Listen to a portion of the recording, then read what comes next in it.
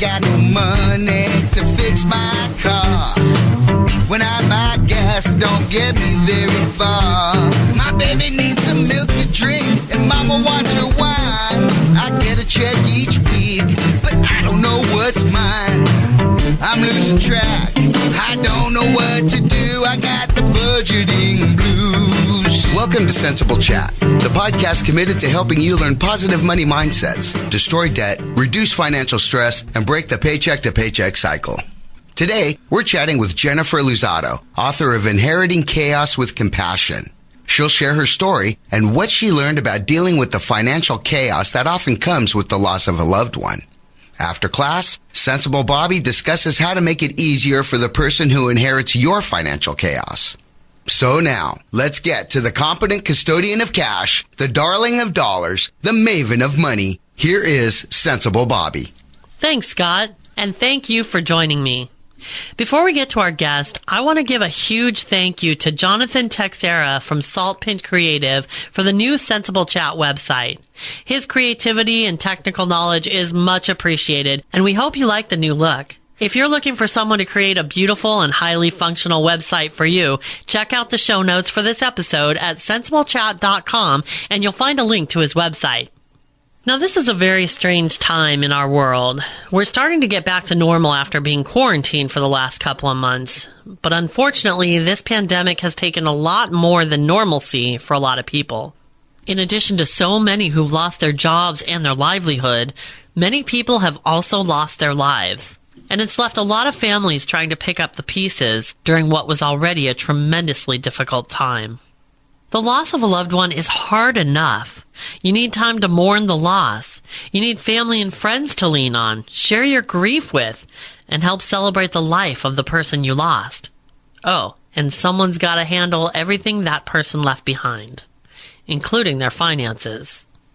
So where do you start? And how can you handle this task without pulling your hair out, breaking your own bank account, and honoring the wishes of the one you lost? My guest literally wrote the book on this subject after experiencing it firsthand. Okay, class, CentsAble University is now in session.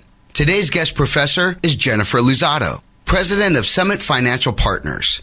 She's a certified financial analyst, certified financial planner, and author of Inheriting Chaos with Compassion, a book inspired by her personal experience along with 3 decades in the financial industry. Jennifer, thanks so much for being our guest professor today. Well, thank you for having me. I'm looking forward to it. The introduction of your book, Inheriting Chaos with Compassion, tells your backstory. Can you share a little bit of your story with us? Yeah. Within the last few years, about 4.5 years, my husband lost a battle to leukemia. And so he died when my daughter was 9. And about 1.5 years later, my sister also died very suddenly. Hers was unexpected. And my husband's was too, to some degree. And as a financial professional, I realized that I was overwhelmed by some of just the business that had to be taken care of. And I couldn't imagine how much other people would have been as well if they didn't have the knowledge and the experience in various aspects of going through the aftermath. And so when you couple that with grief, it's a tough row to hoe, as they say. And so I learned a lot through both of those experiences, and they were very different lessons because of my level of understanding of the situation I inherited, so to speak, was very different. So yes, I have very firsthand knowledge on picking up those pieces after someone dies. Yeah, that's such a tough thing to go through. And I mean, dealing with both of those in such a short period of time, I'm so sorry for that. But as a financial planner, I mean, you just said it, you know, even with all of the knowledge that you had, you felt panicked by certain financial tasks that needed to be done in these situations. Can you explain why that was, even though you had that knowledge? In a lot of ways, the aftermath of my husband's death was easier from that perspective because I already knew where all the pieces were. I already knew where we stood financially. But in my sister's case, I didn't know anything. And so I ended up being the detective to try to find what she had, what her assets were, where they were. And it just was overwhelming to try to find it all because her husband concurrently, which is this part's not in the book, but he had dementia and we didn't know how bad it was. So when she died, I simultaneously became her executor and his power of attorney. Wow. And so it was just, it was pretty overwhelming. So sometimes just the knowledge isn't enough to help completely. Sure. So how did you deal with that? I mean, if you don't know someone's financial situation because, she was your sister, but you weren't privy to all of her and her husband's financial situation, where their papers are, Right. where they stand with things. How did you go about dealing with all of that? That was really quite a journey. Yeah, the place to start in that case was with the mail and having the mail sent to me. And you have to wait for things to show up pretty much. And then once you also have all the legal paperwork in hand, you can start. Like I knew my brother-in-law had a pension. I knew who to call on that. But there was a lot of things that I had no idea until some sort of statement showed up or a bill showed up I didn't know about. Those are always fun. So you sometimes have to just keep watching for the clues to show up in front of you. And it's stressful because you really don't know what you're dealing with for a while as far as how much work there is involved.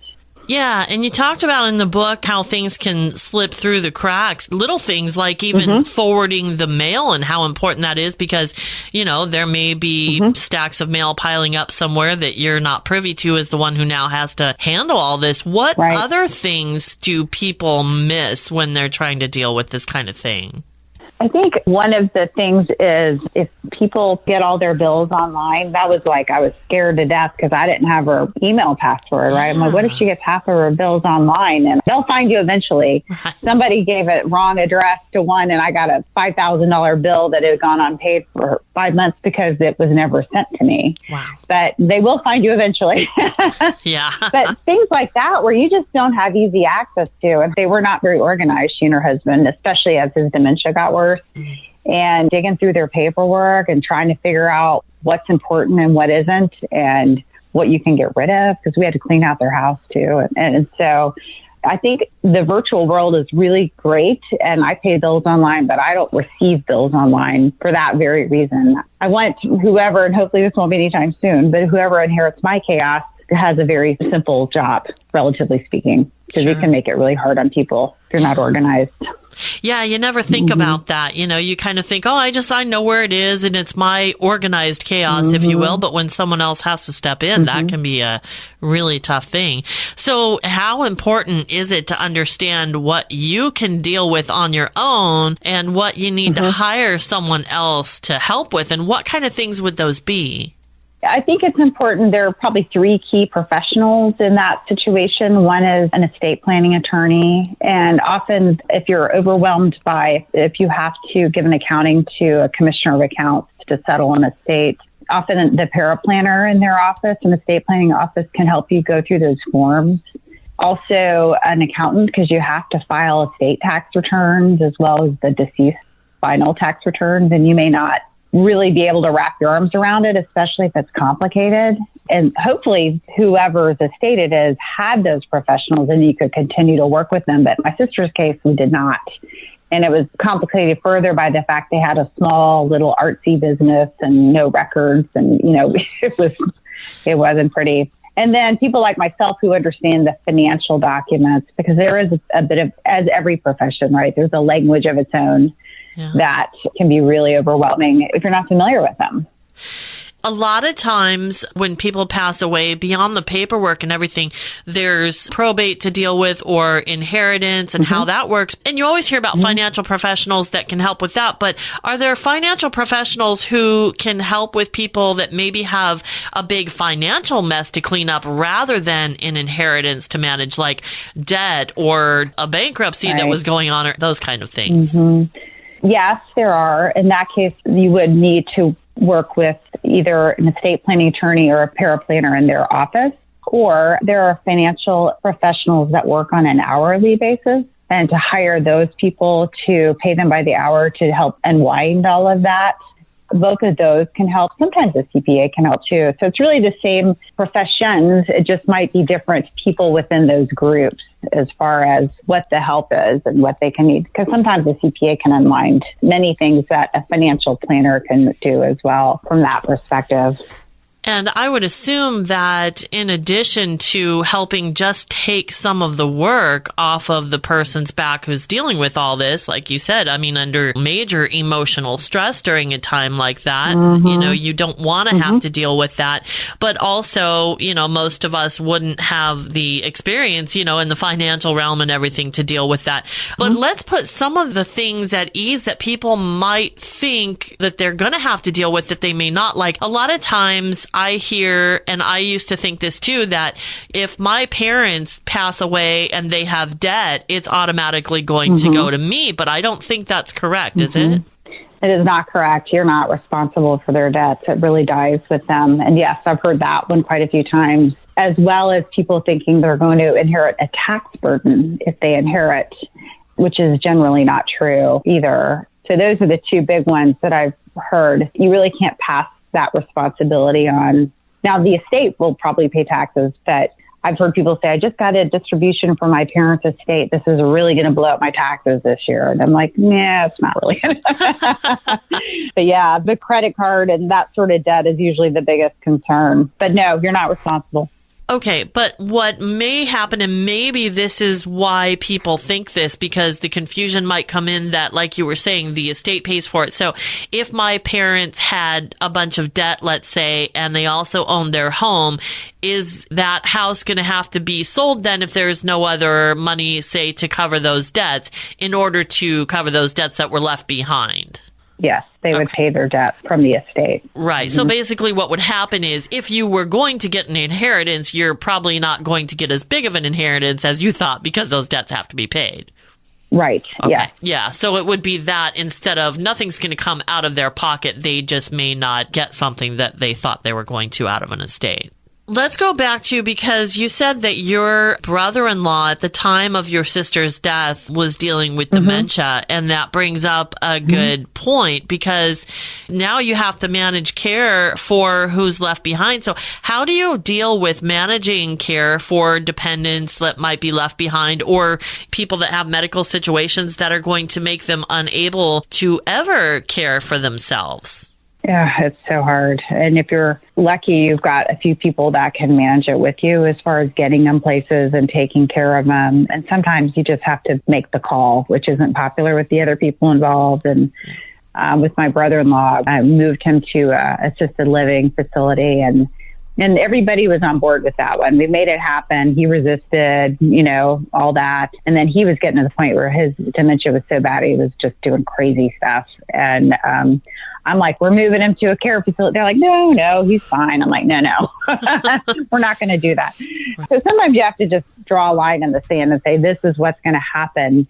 In that case, we were fortunate there were enough resources to pay for him to go into a facility. If they're not, you just got to band together and try to take care of it as best you can, or put them in a Medicaid facility, which is not a great choice. But sometimes that's what you have to do. I mean, he couldn't have lived with me because I'm never home, Right. So it's tough. I mean, people get in some really tough positions sometimes. But that was the best solution for him and for everybody. And we were just fortunate that we could make that. I mean, he wasn't, in a Ritz-Carlton facility, but he was in a nice one. And he just died in October. So sorry. Now I'm doing his estate. Oh, wow. The fun never stops right now. Yeah, it's been a rough time period for you. Wow. But I imagine it's made it much easier, unfortunately, for you to help other people that get into these same situations. So so that's not unique to me by any stretch of the imagination. We all deal with it in different levels and different times. And it's actually been good professionally, if that makes sense, because I have a better understanding of people's situations and what they're facing than I did 5 years ago. So it's nice when you can share people's burdens a bit. So you were mentioning if someone doesn't have the resources to pick and choose where they want their loved one to receive care, you go the route of Medicaid. Is there any kind of allowance for that, like for home care? If you had someone that could be in the home and you wanted to keep that person in their home, does Medicaid pay for someone to care for them in home instead of in a facility? Not to my knowledge, no. Fortunately, I haven't had to have firsthand knowledge with that, but I've never heard of that being true. So in the book, you talk about the chaos and overwhelm that comes with the death of a loved one. That's completely a given. But you also state, quote, on the other side of this chaos, there's so much freedom. Can you explain that? Once you start processing the grief, and if you will allow yourself to embrace life again, there's a lot of freedom to build a life. You know, it's not over necessarily, and it doesn't negate the fact that you loved someone, and you can give yourself the freedom to be that. So, for example, I have one client whose husband died, and he had Parkinson's, and he'd been sick for a while, and, you know, she's devastated when he died. But, you know, as time went on, she started to get to embrace some of her loves and passions that she couldn't do when she had a sick spouse. So, she, you know, started hiking, started joining groups, and she still grieves him, but she has the freedom now to embrace some of the things she gave up because of that particular situation.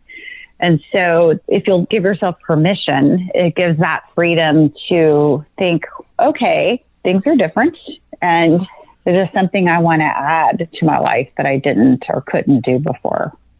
And in the book, you write that sometimes it's not about imagining what if, but identifying what is. Explain the difference between those. So what if's a great thing, but what is looking around and embracing some of the things that you already have that you love. So it could be you've got these great friends that you want to reconnect with that you haven't really seen much in years, or that you've got family connections that you couldn't spend as much time with people as you could before, or a community, a faith community, or any other organization that you already have it, but it's not been top of mind, or you haven't had the time or the ability, especially if you've been dealing with an illness, to connect with them much anymore. So allowing all that back into your life in a deeper level is embracing what is as well as what if. That's super important. Thank you for sharing that. Now, people who don't have a lot of money, a lot of times think there is no need for a will or an estate plan or anything like that. Is that true? No.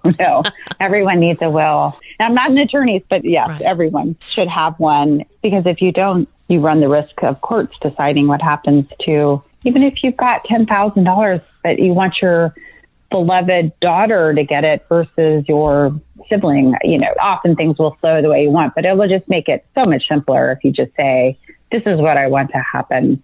You don't have to have trust. You know, it doesn't have to be complicated. You just need that legal direction, and it gives whoever settles your estate for you the freedom to make that happen for you much more easily than if not. And as I understand it, that will also save you a lot of money from courts and probate and things like that, right? I mean, it seems like people without a lot of money actually need that even more, because there's not much to lose. If you're a gazillionaire, you can afford to lose some money to the courts, not that you want to, but, you know, if you don't have much left. So am I correct in that probate and taxes and all that stuff? It can be pretty expensive, yes. I mean, you pay court fees for various filings along the way when you're settling it. And it also, you never know how people are going to act. So it might be you don't have a large estate, but people might fight over it. I've definitely seen stories of that where even fortunes have been wasted by, I mean, people I know whose fortunes have been wasted because of lawsuits and stubbornness. And so it just makes everything cleaner and simpler, and yes, ultimately probably less expensive if you pay for the will, which seems expensive at the moment, right? Because legal fees always seem like, I don't know, but yes, it definitely is the best thing to do for everyone concerned in the long run, to just go ahead and bite the bullet and pay for that. And another thing in your book that I found saddening was the stories about, you know, the beneficiaries that didn't get updated. What happens when you don't update your beneficiaries on things like your 401k or, you know, anything else like that? Yeah, so then that becomes very muddy water, and that there can be contention over who deserves it. In a lot of states, like where I live, often the spouse is assumed to receive it. But it could be you might have children from a first marriage you would have preferred to have received that, or you wanted your, brother Tom to get 10% or something. what happens is your will dictates what happens to all of your assets except for retirement assets. So if you have IRAs, 401ks, 403bs, all of those, if you have not designated exactly who gets exactly how much, then that becomes something that has to be decided really through the courts and through the settlement process, because your estate becomes the beneficiary, not those people directly. So it's very, very clean if you name those beneficiaries and get it straight. There's a very famous story. I cannot remember the names anymore, but in New York, a woman who, as a newly minted teacher, gave to her retirement plan over the years. And, she married shortly thereafter. And when she was 67, she retired and there was $1 million in there. But when she started working, she had named her sister as her beneficiary. And she'd had this beautiful, lovely marriage, loved her spouse. Everybody thought the money would go to him, but she never changed the beneficiary. Oh. And so her sister was legally the owner of those assets because she never changed it. Yeah. And that one went to court and the husband lost because it was very clear who the beneficiary was. And as I understand it, even though in her will, I think, wasn't it spelled out in her will that she wanted her husband to get everything, but because the beneficiary of that retirement fund overrode the will, that's why her sister got it. Is that correct? Yes, the beneficiary. So very important that even though you may have updated your will, if you didn't update that beneficiary, there's still going to be that issue. That's right. The will does not dictate that. Wow. Yeah, retirement plans. These are all things that we need to know. And, it's so important to get this information, no matter how little or how much money you have, because it's really going to make a difference. So, and designating a beneficiary is so simple. It's a one-page form. You sign it, make sure it gets in the hands of the retirement plan. But so often we procrastinate on things because we're like, this is going to take me hours. I don't want to do this. But it's something that really can be done in 5 minutes, 10 minutes maybe. So it's important not to procrastinate on that one. Now let's go back just a little bit. When you're in the midst of trying to step in and take care of someone's estate after they pass away, I mean, you mentioned all this chaos, all this stuff that's different places, and you don't know where things are. How did you stay organized? And even if you know all the steps that you need to take, there's a lot of them. So how do you stay organized in what all of those are and what you've already done? Well, how I did it was I grouped the things by institution or theme. So, for example, with my sister, there were several accounts at different banks. So I waited a while until I got more and more statements, and I would group it and I would deal with one institution at a time. Because once you've shown them that you have the authority to act on behalf of those accounts, it snowballs and you can work through many at one time. Or I waited to deal with DMV at one time, which was chaotic, but it was 3 long afternoons in DMV, but to deal with them. So I didn't jump in immediately, except for taking control of the bank account so I could pay my brother-in-law's bills. So waiting and just gathering. And so I really just had them grouped and filed together and just decided I would just tackle them one at a time, and probably one week at a time or every 2 weeks. Because, it really is like a part-time job on top of your normal life. And so it can be really time overwhelming as well. So it sounds like having a to-do list is a really good idea and something to check off as you go.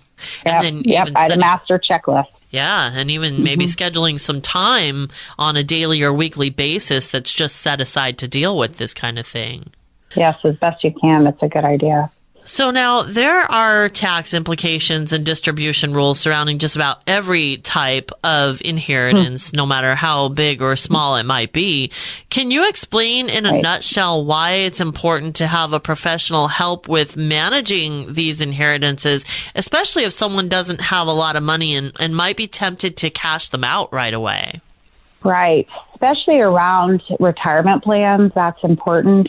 And the law has just changed about this a little bit. But if you can distribute the funds at more favorable tax rates, distribute them over time, and depending on who inherits the funds and what their financial situation is, sometimes you're like, I'll just cash it out. And they don't really need to live.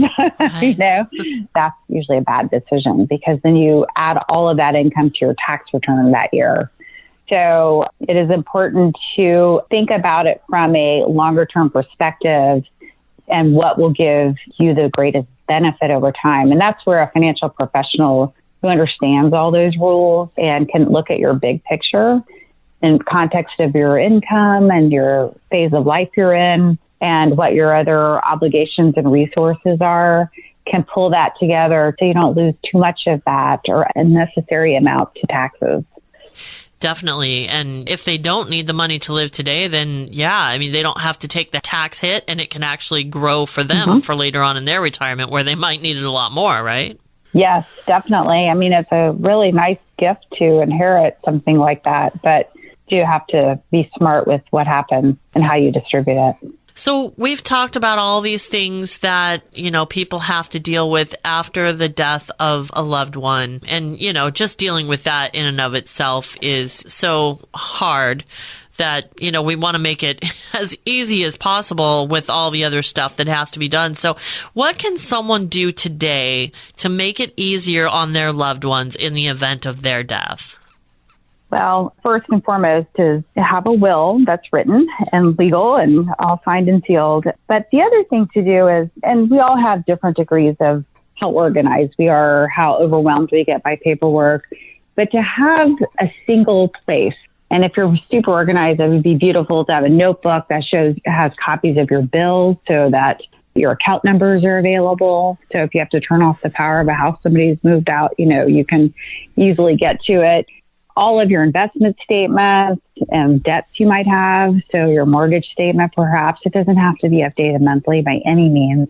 But if you have that set of clues ready for someone, it would be really a huge gift. And if you're not a notebook kind of person, even just to put them all in a drawer, just one single spot where there's less of that waiting for the mail or digging around your paperwork. It's in one spot where they can see most of what your financial aspect of your life is, would be a gift, a huge gift. Thank you for pointing that out. Yeah, that would make things way easier, even if it's on your spouse, because a lot of times we have two people. One person is managing all the money and the other one kind of just says, okay, I'm going to let them do it. And that's fine if it's working for them. But after, if somebody passes away suddenly, then that can leave a big financial chaotic mess. It can. In my experience, yes, there's usually one spouse that is much more involved or partner in their finances than the other. And some people don't want to know anything. And that's dangerous for many reasons. One is you might be left with more chaos than you expect. It makes it harder when you're already dealing with grief to then try to figure that out, something you have no interest in. But, you have to do it. Otherwise, the bills aren't going to get paid. And I have a friend who's father died when she was a teenager, and her mother had never wanted to know the finances. And when he died, suddenly her mom found out she was just saddled with overwhelming debt that she had co-signed on, so she was legally responsible for it. Right. And it was just bad, so I understand. It's like me and technology. I'm not all that interested in it, but I do what I have to, right? Sort of thing. But, force yourself, if you have to at least have knowledge and updates on what your financial situation is if you are letting someone else take care of it all. It's just going to make things better in the long run if you do. Jennifer, thank you so much for all of your time and great information today. Your book, Inheriting Chaos with Compassion, certainly provides a lot of great information, and you share so much of your own story in it. And I think that's really important for people to understand that there are people out there that have dealt with what they're going through and can certainly help them through the process. How can people get a hold of you if they want to work with you through this process or any other financial planning process? Right. So they can email me at Jennifer@Summit RVA for Richmond, Virginia. I'm in Virginia. And my website is summitfinancialpartnersrva.com. If I can help them, I would love to be that resource. And we're going to put those links on the episode page so you can contact her there through CentsAbleChat.com. Jennifer, thank you so much again for your time today. I really appreciate it. Thank you. I really enjoyed talking to you. A great big sensible thank you to our guest professor, Jennifer Luzzatto, president of Summit Financial Partners and author of Inheriting Chaos with Compassion. Check out her website and find more info about the book at summitfinancialpartnersrva.com. Jennifer has persevered through a lot of loss and a lot of chaos. Hopefully, her story and what she learned from it will make things easier if you find yourself in the position of inheriting chaos. She's got some very helpful checklists on her website. The first is the initial checklist after a loved one dies. This outlines the important first steps that need to be taken, steps that can often get overlooked when you're under a lot of emotional stress. Things like notifying the credit reporting agencies so no one can steal their identity, finding their social security number, which will make it much easier to deal with everything else, arranging care for their dependents and pets, and a lot more. The other is the Getting Financially Organized checklist. This is going to help you assure you consider all the statements and documents you need to collect, including bank accounts, credit cards, insurance information, property deeds, and computer passwords. Go get these checklists right now. They're going to come in handy when you're trying to think through everything that needs to be done. You can find links to these checklists in the show notes page for this episode at CentsAbleChat.com.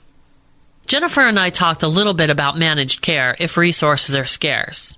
This would be for a person left behind that can't care for themselves. If the person who passed away had no life insurance, no retirement, and few assets to sell, this is going to be tough. Like she mentioned, Medicaid is an option, but that means you're stuck to what they'll cover, and that might not be what you want. So what can you do? Get the family together and brainstorm about your resources. You might be able to come up with another option if everyone can pitch in. Can the family pull enough money to pay for care? Can someone or multiple members of the family provide adequate care or space in their home? This might seem insurmountable, but have the conversation because you never know what might come out of it. Brainstorming sessions have a way of introducing ideas and resources you never would have thought about. Now, what if money is a constant struggle for you and you end up with an inheritance? It's going to be really tempting to cash that money out and spend it fast. The idea of spending it on things you may never have been able to afford, or just blowing through it because it's really not that much, but it's enough to give you some short-term pleasure, may be really appealing. But stop and think about this. First of all, depending on how much it is, you can end up with a tax bill you weren't prepared for. Plus, this is money you weren't counting on and can probably live without today. But what about later? If you don't have much of a retirement fund, this could be a great way to beef it up. Even if it's not much, every little bit helps, and retirement funds tend to grow over time. So it might be best to put it away and watch it grow. Of course, if you have debt, this might be a great way to reduce or eliminate it, but be careful. If you're not ready to commit to being debt-free, debt will find you again, and you'll be out all the money you spent trying to get that monkey off your back. Remember, the first step to slaying your debt is to stop adding new debt.